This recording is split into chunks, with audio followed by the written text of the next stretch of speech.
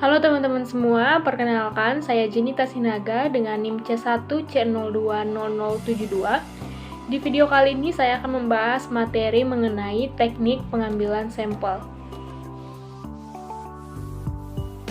Yang pertama, pengertian sampel. Sampel merupakan bagian dari populasi yang ingin diteliti oleh peneliti. Sampel adalah bagian dari jumlah dan karakteristik yang dimiliki oleh populasi tersebut. Sehingga sampel merupakan bagian dari populasi yang ada. Sehingga untuk pengambilan sampel harus menggunakan cara tertentu yang didasarkan oleh beberapa pertimbangan yang ada. Ini adalah teknik sampling. Teknik sampling ini digunakan untuk menentukan sampel yang akan digunakan dalam penelitian.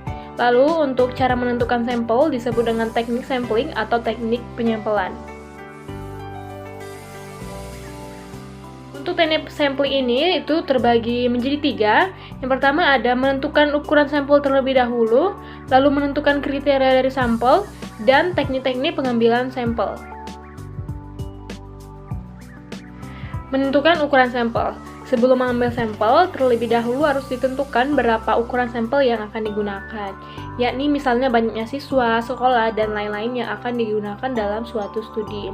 Lalu terkait dengan hal ini, terdapat beberapa hal yang harus dipertimbangkan dalam penentuan ukuran sampel. Yang pertama adalah tingkat keseragaman.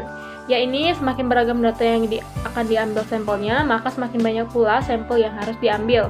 Lalu ada rencana analisis, yang semakin detail rencana analisisnya, maka akan semakin banyak pula sampel yang harus diambil. Lalu ada biaya, waktu, dan tenaga yang tersedia.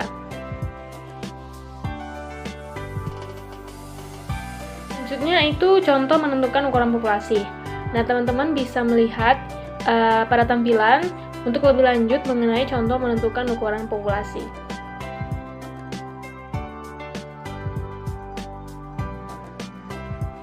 Selanjutnya adalah menentukan kriteria sampel.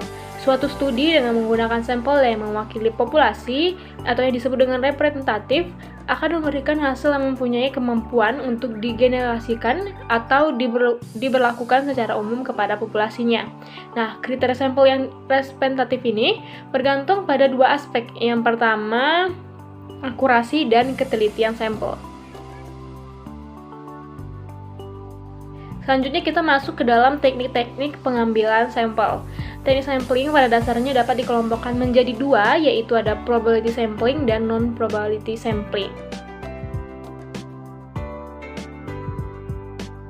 Untuk probability sampling sendiri, itu merupakan teknik pengambilan sampel yang memberikan peluang yang sama bagi setiap unsur populasi untuk dipilih menjadi anggota sampel. Teknik ini merupakan teknik yang memungkinkan peneliti untuk membuat generalisasi dari karakteristik sampel menjadi karakteristik populasi. Adapun untuk probability sampling ini terbagi lagi menjadi beberapa. Yang pertama ada simple random sampling. Penyampelan yang sederhana dimaksudkan bahwa sebanyak n sampel diambil dari populasi n dan tiap anggota populasi mempunyai peluang yang sama untuk terambil.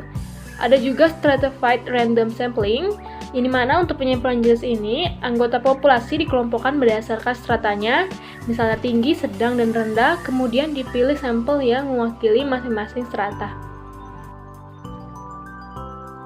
Selanjutnya itu ada systematic sampling, di mana penyampelan dengan cara ini dilakukan dengan mengurutkan terlebih dahulu semua anggota, kemudian dipilih urutan tertentu untuk dijadikan anggota sampel.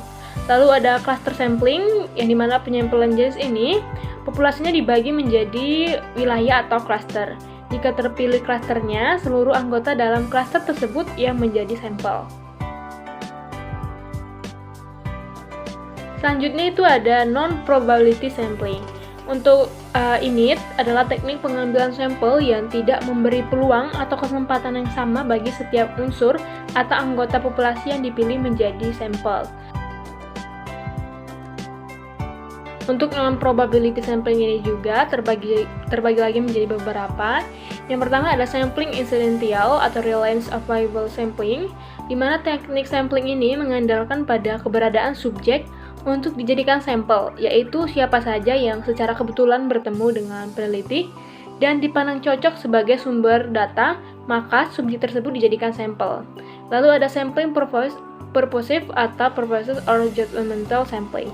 Untuk jenis teknik ini berdasarkan pertimbangan penelitian atau evaluator tentang sampel mana yang paling bermanfaat dan representatif. Selanjutnya ada sampling bola salju atau snowball sampling. Pada sampling ini, peneliti mengumpulkan data dari beberapa sampel yang dapat ditemukan oleh peneliti. Lalu, peneliti tersebut meminta individu yang telah dijadikan sampel tersebut untuk memberitahukan keberadaan anggota yang lainnya yang tidak dapat ditemukan oleh peneliti untuk dapat melengkapi data. Lalu ada sampling kuota, yang dimana pada sampling ini dimulai dengan membuat tabel atau matriks yang berisi penjabaran karakteristik dari populasi yang ingin dicapai atau karakteristik populasi yang sesuai dengan tujuan dari penelitian untuk selanjutnya ditentukan sampel yang memenuhi ciri-ciri dari populasi tersebut.